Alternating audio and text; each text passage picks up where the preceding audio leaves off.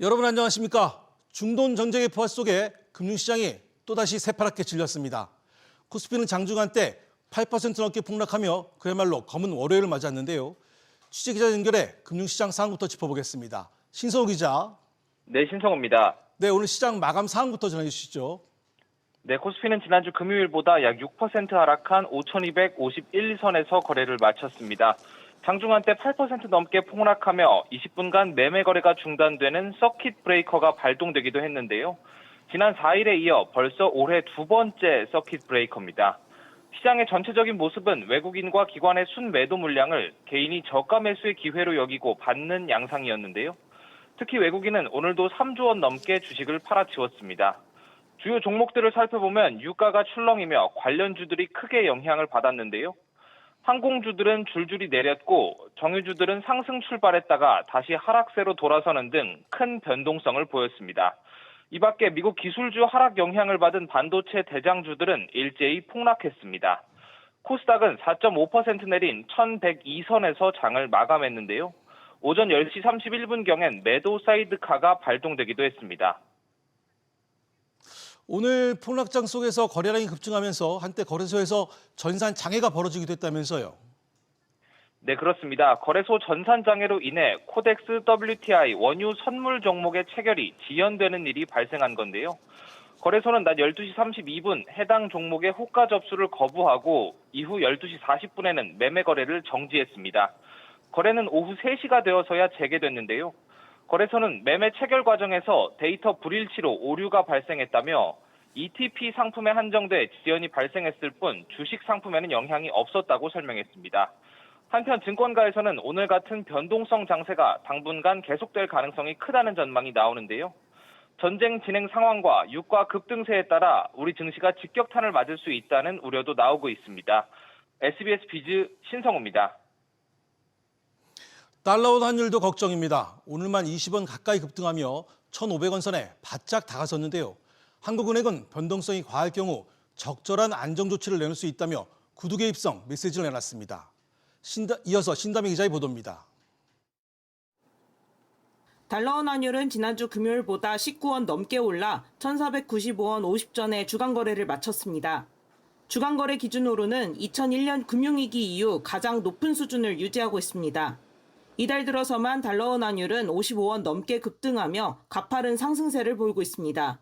우리나라 같은 경우에는 기축통화국도 아니고 중동산 에너지에 대한 노출도 더 크고 또 지금 주식시장이나 채권시장에서 자금의 어떤 그 흐름 자체도 원화 환율에는 부정적으로 계속 작용하고 있어서 중동 전쟁 우려가 커지면서 글로벌 금융시장에서 안전자산인 달러로 자금이 몰리고 있습니다. 다만 주요 통화와 비교해도 원화 환율의 변동성이 특히 큰 모습입니다. 가파른 환율 변동성에 금융당국은 중동 상황 점검 회의를 열고 시장을 진정시키고 나섰습니다. 한국은행은 중동 지역의 리스크로 인해 우리 경제의 펀더멘털과는 괴리돼 과도한 변동성을 보이고 있다며 필요시 적절한 시장 안정화 조치를 실시하겠다고 구두 개입성 메시지를 내놓았습니다. 유가는 한 110불 상단에 1,500원 상단 정도? 그리고 내려온다고 하더라도 전쟁이 끝난 건 아니라서 1,470원에서 1,500원 레인지에서 담보가 이어지지 않을까라고 보고 있습니다. 환율 급등이 이어질 경우 경기 침체와 물가 상승이 동시에 나타나는 스태그플레이션 우려도 커지고 있습니다. SBS 비즈 신다입니다. 중동 사태가 가뜩이나 고공행진하는 물가 불안을 가중시키고 있습니다. 2%를 유지해온 소비자 물가 상승률이 다시 3%대에 진입할 수 있다는 우려가 나옵니다. 신채영 기자의 보도입니다. 식품업계를 겨냥한 정부의 물가 안정 압박에도 외식업계의 가격 인상이 이어지고 있습니다. 파라다이스 시티 호텔은 뷔페 가격을 최대 15% 인상하면서 성인 한 끼 가격이 18만 5천 원까지 올랐습니다. 조선 팰리스와 서울 신라 호텔 뷔페도 최근 가격 인상에 합류하면서 비성수기 성인 한 끼 가격이 처음 20만 원을 넘겼습니다. 가격이 오르는 건 호텔 뷔페뿐만이 아닙니다. 고물가 속 가성비 한 끼였던 버거킹과 맥도날드, 맘스터치 모두 이달 들어 햄버거 값을 평균 2.8% 올렸고 더본코리아의 홍콩 반점도 최근 짜장면과 짬뽕 값을 13% 안팎 인상했습니다. 외식업계는 수입 원재료값 부담 등을 가격 인상 배경으로 꼽아왔는데 중동 사태로 국제유가 등이 들썩이면 물가 상승세가 더 거세질 수 있습니다. 물가 때문에 3%대 후반 정도로 소비자 물가가 올라갈 가능성이 많고 환율까지 워낙 약세가 돼서 1,500원 선에 육박하고 있기 때문에 그걸로 인해서 또 소비자 물가가 올라가는. 지난 2022년 러시아와 우크라이나 전쟁 당시 소비자 물가 상승률은 불과 5개월 사이 2배 뛰었습니다. 국내 수입 원유의 70%를 중동산이 차지하고 있는 만큼 중동 사태가 장기화될 경우 타격이 더 클 것이란 우려가 나옵니다. SBS 비즈 신채원입니다. 휘발유보다 더 오른 경유값 때문에 운전으로 돈을 벌어야 하는 택배와 화물차 운전자들의 부담이 임계점에 달하고 있습니다. 한 달 유류비만 수백만 원 넘게 불어나면서 벌어도 남는 게 없는 생계형 차주들의 시름이 깊어지고 있습니다. 최지수 기자입니다. 서울의 한 주유소, 휘발유와 경유 모두 리터당 1,800원 선을 넘긴 지 오래고 경유는 1,900원 턱밑까지 치솟았습니다. 기름값이 100원만 올라도 월 수입이 수십만 원에서 수백만 원씩 깎여나가는 택배기사와 화물차주들은 속이 타들어갑니다. 주유하는 텀이 점점 짧아지면서 확실히 부담이 안 될 수는 없죠. 직접 사비로 이렇게 내야 되는데 생활비가 점점 차감이 되는 거라고 이제. 여기가 그나마 제일 싸가지고 지금 세 군데 돌아다니고 왔다가 지금 여기 다시 온 거예요. 다른 데는 지금 또 1,900원 훌쩍 넘어가 버려가지고 금액이 늘어버리니까 부담이 될 수밖에 없어요. 미국과 이란 전쟁 이후 처음으로 전국 평균 휘발유 가격이 1,900원을 돌파했고 경유가 더 비싼 가격 역전 현상이 이어지면서 운송업계는 그야말로 비상사태입니다. 적자 운행을 토로하는 생계형 차주가 속출하는 가운데 운송비 증가는 결국 유통비용 상승으로 이어져 소비자에게 전가될 수밖에 없습니다.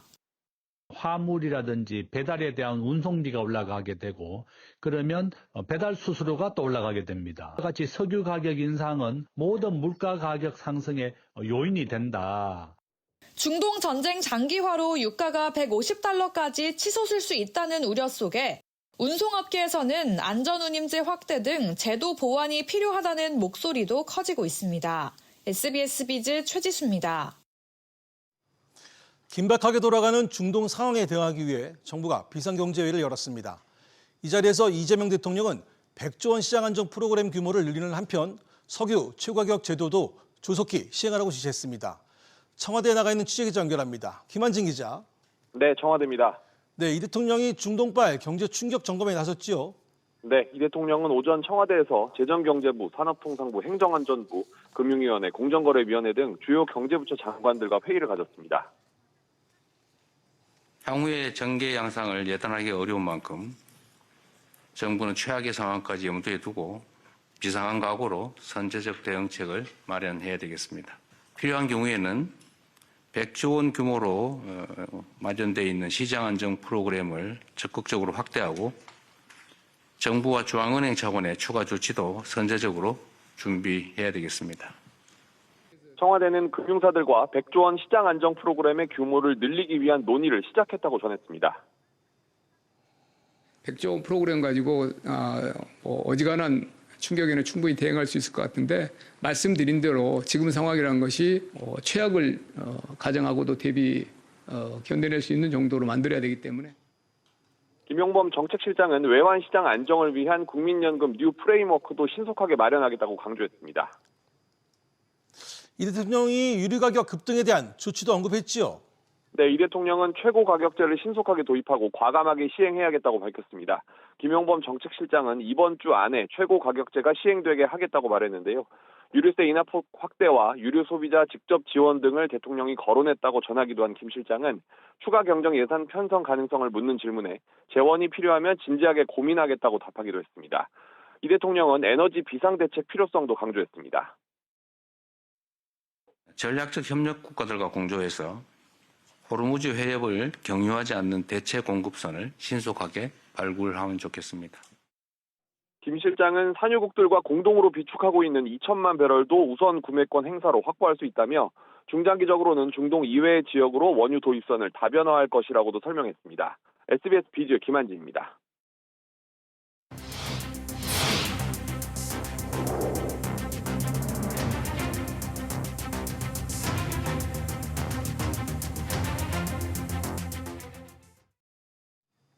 가파른 국제유가 오름세에 세계 경제가 스태그플레이션 공포에 떨고 있습니다. 호르무즈 해협이 사실상 봉쇄되고 이란의 공격으로 인근 걸프 상륙들이 잇따라 감산을 선언했기 때문인데요. 국제가가 과연 어디까지 오를지, 세계 경제에 미치는 파장은 어느 정도인지 분석해 보겠습니다. 송태 기자 나와 있습니다. 자, 송 기자. 네. 오늘 국제가가 100달러를 넘어서 110달러 선까지 치고 올라갔지요. 그렇습니다. 국제 유가가 110달러를 넘어서 한때 120달러까지 근접했습니다. 네. 5월 인도분 브렌트유, 4월 인도분 서부 텍사스산 중진유가 모두 119달러를 찍었습니다. 현재는 103달러에서 107달러 안팎에서 거래되고 있습니다. 호르무즈 해협이 사실상 봉쇄된 상태에서 걸프 국가들이 잇따라 감산 선언을 한 것이 직접적인 원인이 됐습니다. 여기에 이란이 최고 지도자로 알리 하메네이의 차남 모스타파 하메네이를 선출하면서 장기전 전망이 더 짙어졌습니다. 지금 말씀하신 것처럼 쿠웨이트나 카타르가 불가항력 이유로 잇따라 감산을 선언했는데 네. 이게 원유 저장고가 문제입니까? 그렇습니다. 이 드론에 의해서 생산 시설이 파괴되는 것도 원인이 될 수 있습니다만 더 큰 문제는 말씀하신 대로 저장고의 한계가 더 큰 문제입니다. 네. 원유는 생산해서 저장고에 있다가 유조선으로 호르무즈 해협을 통해서 수출이 되는데요. 호르무즈 해협이 사실상 봉쇄되면서 생산한 원유를 임시로 담아둘 수 있는 저장고가 1, 2주 안에 한계에 다다를 것으로 보입니다. 만약에 저장고가 가득 차면 산유국은 그야말로 비상입니다. 생산한 원유를 불태우거나 바다에 버려야 합니다. 그럼 불태우거나 버리지 않고 원유를 조금만 생산하면 안 되나요? 원유를 조금만 생산하는 것 물론 생각할 수 있는데요. 네. 일부 조절이 가능하긴 합니다만 한계가 분명합니다. 네. 왜냐하면 이 생산한 것보다 급격하게 양을 줄이거나 폐쇄하게 되면 지하 지질 구조가 바뀝니다. 이제 그렇게 되면은 아예 생산을 못할 수도 있습니다. 다시 생산을 재개하려면 시설 복구에 몇 달이 걸릴 수도 있습니다. 그렇게 되면 국제 원유가는 더 걷잡을 수 없게 오르게 되고 장기간 이어질 수도 있습니다. 최근 카타르 에너지 장관이 몇 주 내 국제 유가가 배럴당 150달러 수준으로 뛸 수 있다고 경고한 것도 이 같은 맥락에서입니다. 그래서 일부에서는 그 고물가의 경기 침체, 즉 스태그플레이션 가능성을 경고하는 거군요. 그렇습니다. 이번 전쟁이 벌써 10일째를 맞고 있는데요. 당초에 도널드 트럼프 미국 대통령이 이야기한 대로 3, 4주 내에 전쟁을 마치겠다. 이걸 넘기게 되면 세계 경제는 고물가와 소비 침체, 실업의 늪에 빠질 수 있다는 그런 경고가 현실이 되는 상황을 맞을 수도 있습니다. 알겠습니다. 잘 들었습니다. 3,500억 달러 대미 투자를 위한 공사 설립 내용을 담은 법안이 국회 특별위원회를 통과했습니다. 오는 12일 본회의 문턱도 넘기면 미국의 관세 재인상 압박도 줄어들 전망입니다. 지흥배 기자. 네, 지흥배입니다. 네, 그동안 지지부진했던 모습을 보였던 그 관련 법안이 특위를 무난히 넘겼네요. 네, 대미투자특별법 처리를 위한 특별위원회는 오늘 오후 전체 회의에서 여야 만장일치로 특별법을 통과시켰습니다. 통합 조정안 의사일정 제10항 한미 전략적 투자 관리를 위한 특별법안 대안을 의결하고자 하는데 이의 없으십니까? 예, 가결되었음을 선포합니다. 특위는 공사 규모를 당초보다 대폭 줄였습니다. 이사 수는 사장을 포함해 5명에서 3명으로 줄이고 직원도 500명에서 50명 이내로 대폭 축소했습니다. 낙하산 인사를 막기 위해 사장은 금융투자 전략산업 분야 10년 이상 경력자로 제한했습니다. 자본금 역시 3조에서 5조 원에서 2조 원으로 낮추고 정부가 전액 출자하기로 했습니다. 당초에는 이게 이제 대출 보증을 한 20년 정도 하기 때문에 한 3조 정도가 있어야지만 가능하다고 봤습니다만 또 소위 논의 과정에서 또 20년 장기간 동안의 상황이 어떻게 될지 모르니까. 이 밖에 대통령령의 기금 조성 근거만 두고 운용 방식은 법에서 빼기로 했습니다. 공사이사회에 별도 리스크관리위원회도 두고 투자건마다 국회 동의 대신 정부가 사전 보고하도록 해 절차를 간소화했습니다. 투자 정보는 공개를 원칙으로 하되 국가 안보와 기업 경영 관련된 부분만 비공개할 수 있게 했습니다. 그럼 앞으로 남은 절차는 어떻게 됩니까? 네, 오는 12일 국회 본회의에서 특별법이 상정 처리될 예정입니다. 법이 통과되면 미국 측 관세 인상 압박도 줄어들 전망입니다. 앞서 김정관 산업통상부 장관도 법안이 통과되면 관세 재인상 가능성도 낮아질 수 있다는 취지로 발언했습니다. 이런 가운데 재경부 내부에선 공사 설립 준비 TF를 중심으로 1차관 주재 설립 추진위원회도 꾸릴 예정입니다. SBS 비즈 지웅배입니다. 주식시장의 변동성이 커지자 투자자들의 시선이 배당주로 향하고 있습니다. 주주환원 확대로 기업들의 배당이 늘어난 구조인데다 올해엔 주식 배당을 많이 받더라도 세부담이 줄어들기 때문입니다. 윤재 기자. 네, 윤재입니다. 네, 먼저 배당주가 급부상하게 된 배경은 뭡니까? 네, 기업들의 실적 개선으로 배당을 늘릴 여력이 생긴 데다 정부의 정책으로 주주 환원이 확대되면서입니다. 지난해 하반기부터 삼성전자와 SK하이닉스 등 국내 증시를 이끄는 대장주 기업들의 자기자본 이익률이 증가하는 국면에 접어들었습니다. 기업들의 곳간이 넉넉해지면서 배당 확대의 기반이 마련됐다고 볼 수 있는 건데요. 실제 올해 초 삼성전자는 주주 환원 확대 차원에서 5년 만에 1조 3천억 원 규모의 특별 배당을 실시하기로 했습니다. 과거 배당주는 지수가 박스권에 갇혀 있을 때 안정적인 수익을 낼 수 있는 대안으로 여겨졌습니다. 업계에 따르면 투자자들은 최근 같은 롤러코스터 장세에서도 중장기적으로 안정적인 수익을 기대하는 배당주에 주목하고 있는 분위기입니다. 여기에다 정부의 그 고배당 세금 감면도 투자자들의 유인 요소지요? 네, 그렇습니다. 정부가 고배당 기업에 투자한 주주를 대상으로 배당소득 분리과세 제도를 시행하기로 했습니다. 지금은 주식 배당과 이자 등 금융소득이 연 2천만 원을 넘으면 근로소득 등 다른 소득과 합산해 최대 45%의 세율이 적용됩니다. 하지만 앞으로는 고배당 기업에서 받은 배당 소득에 대해 별도의 세율을 적용할 수 있습니다. 즉 다른 소득과 합산하지 않고 14%에서 최대 30% 수준의 세율로 분리 과세할 수 있게 되는 겁니다. 예컨대 배당 소득이 3천만 원인 투자자라면 결과적으로 약 500만 원 정도의 세부담이 줄어드는 셈입니다.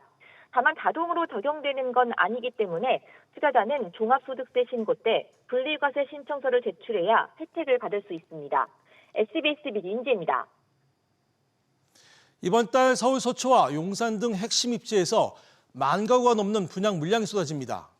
시세보다 수십억 원 저렴한 이른바 로또 분양감이 크지만 속을 들여다보면 현금 없는 실수요자들에겐 그림의 떡입니다. 박연신 기자입니다. 최근 한 부동산 온라인 카페에는 서울 서초구 한 아파트 청약을 고민하는 40대 가장의 글이 올라왔습니다. 시세보다 크게 싸지만 수십억 원에 이르는 자금 마련이 고민이라는 겁니다. 실제 이 아파트의 전용 84제곱미터는 26억 원에서 28억 원 수준으로 시세 대비 절반 수준이지만 대출은 2억 원만 받을 수 있어 최소 24억 원이 넘는 현금을 쥐고 있어야 합니다. 로또인 걸 뻔히 알면서도 엄두조차 내지 못하는 겁니다. 이달 서울에서는 10개 단지에서 1,300여 가구가 공급됩니다. 분양가 상한제로 시세보다 저렴한 단지가 많지만 15억 초과 아파트는 대출 한도가 묶여 있어 자금 조달의 문턱은 그 어느 때보다 높습니다. 전문가들은 자금 계획을 먼저 계산하는 것이 무엇보다 중요해졌다고 강조합니다. LTV는 지금 대출 한도가 생겼잖아요. 대출 한도에 따라서 내가 얼마나 자금 조달이 가능한지를 봐야 될 것 같고 잔금 대출이라는 걸 통해서 DSR이라는 게 적용받을 수 있거든요. 대출 가능 금액이 또 차감될 수 있기 때문에 자금 조달 운영 능력을 고려해봐야 될 것 같아요. 주변 시세보다 수십억 원 낮은 로또 당첨의 기회조차 현금 부자들의 돈 놓고 돈 먹기라는 지적이 나오고 있습니다. SBS 비즈 박연신입니다.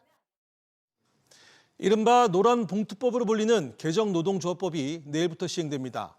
정부는 전담반을 꾸려 현장의 혼란을 최소화하겠다지만 경영계는 물론 노동계 역시 적잖은 혼란을 우려하고 있습니다. 서지영 기자의 보도입니다. 가장 큰 쟁점은 진짜 사장을 누구로 볼 것이냐입니다. 개정법은 사용자 범위를 확대하고 노동조합이 직접 교섭 신청을 할 수 있도록 하고 있는데 사용자가 어디까지인지는 명확하지 않습니다. 특히 자동차와 철강 등 수많은 협력사가 있는 대기업뿐 아니라 원하청 구조가 복잡한 지역 상공계 역시 무제한 교섭이 현실화될 수 있습니다. 직원 처우에 관한 교섭뿐 아니라 경영상의 투자와 공장 이전 등까지 교섭 신청을 할 경우 기업 활동이 위축될 것이라는 우려도 큽니다. 해외 투자가 더 많이 늘어날 것이고 국내에서 투자는 원만히 많이 이루어지지 못할 것 아니냐 그렇게 생각을 하고 있습니다. 많은 우리 노동자들의 일자리를 막는 그런 결과가 되지 않을까. 경총은 법 시행 전부터 하청 노조가 원청 교섭을 요구하며 사업장 점거 농성 등 불법적인 실력 행사를 하고 있다며 정부의 엄정한 판단 체계가 필요하다고 강조했습니다. 노동계 역시 정부의 관련 지침 등이 경영계의 요구를 지나치게 수용해 법안이 취지를 잃었다고 지적했습니다. 세부 규정이 미비해 법 시행 초기에는 현장 혼란이 결국 법적 분쟁은 늘어날 가능성이 큽니다. 노동위원회 법원을 거쳐 결국에 대법원에서 판례가 나와야 어느 정도 정리될 것으로 보입니다. 고용노동부는 법률, 현장 전문가가 함께하는 단체 교섭 판단 지원 위원회를 신설하고 교섭 절차 안내 전담반도 운영한다는 계획이지만 시행 초기 적자는 갈등과 혼선이 불가피할 전망입니다. SBS 비즈 서주연입니다. 삼성전자 노사 간 임금 협상이 불발되면서 2년 만에 총파업 가능성이 높아졌습니다. 9만 명에 달하는 노조원들이 찬반 투표에 돌입했는데 파업에 불참하는 직원들은 불이익을 주겠다는 이른바 블랙리스트 발언도 나오며 내부가 술렁이고 있습니다. 김동필 기자, 우선 투표를 포함해 이후 일정은 어떻게 됩니까? 네, 전국 삼성전자 노조와 초기업 노조, 동행노조 등 3개 노조가 합친 공동투쟁본부가 오늘부터 오는 18일까지 찬반 투표를 합니다. 이들 노조를 합치면 9만여 명으로 전체 직원 4명 중 3명에 달합니다. 노조 측은 오는 5월 총파업을 예고했는데요. 평택 사무실까지 점거해 성과급 등 협상을 이끌어낸다는 계획입니다. 투표에서 과반이 찬성하면 삼성전자는 지난 2024년에 이어 창사 이래 두 번째 파업을 맞게 됩니다. 투표 전 불거진 블랙리스트 논란은 어떤 내용입니까? 네, 노조 집행부가 최근 유튜브 방송에서 한 발언이 발단이 되었습니다. 파업 중에 근무하는 사람 명단을 관리해 해고나 강제 전배 등을 논의할 때 우선적으로 안내하겠다고 한 건데요. 여기에 회사의 협조적인 동료를 신고하면 포상하는 신고센터 운영 계획까지 밝히면서 일부 직원들은 지나친 파업 강제 아니냐며 반발하는 것으로 전해집니다. 이와 관련 최승호 초기업 노조 위원장은 단체 협약에 따라 해고 등에 앞서 50일 전 근로자 대표와 협의해야 하는데 이때 조합원을 우선 보호한다는 취지라면서 적법한 쟁의를 불법적으로 방해하는 시도를 가려내려는 것이라고 해명했습니다. 이에 따라 파업 강제성 논란에 따른 내부 반발이 향후 쟁의 동력을 가르는 최대 변수가 될 전망입니다. SBS 비즈 김동필입니다. 챗GPT나 제미나이 등 생성형 AI 사용이 급증하면서 AI 구독권과 관련한 새로운 소비자 피해도 생겨나고 있습니다. 정가가 수십만 원에 달하는 구독권이 90% 넘는 싼 가격에 거래되고 있는데 무턱대고 샀다간 낭패를 볼 수 있습니다. 정대한 기자가 취재했습니다. 구글의 제미나이 프로 1년 구독권이 11,800원에 판매되고 있습니다. 정가가 34만 8천 원인데 이보다 무려 96% 싼 가격입니다.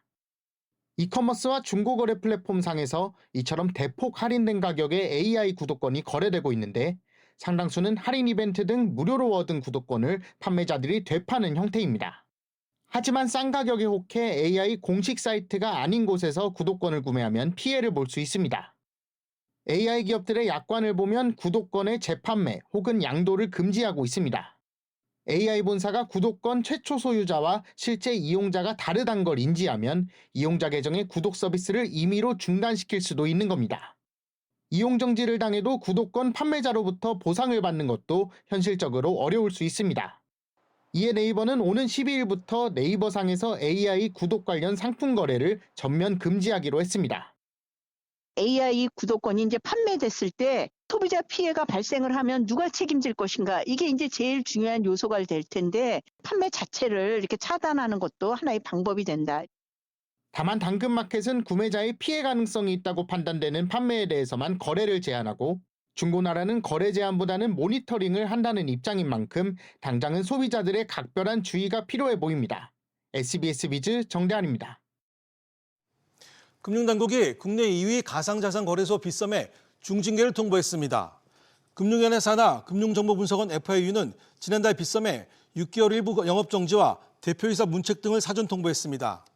FIU는 빗썸이 특정 금융정보법을 위반해 해외 미신고 가상자산 사업자와 지속적으로 거래하고 고객 확인 의무를 소홀히 했다고 보고 있습니다.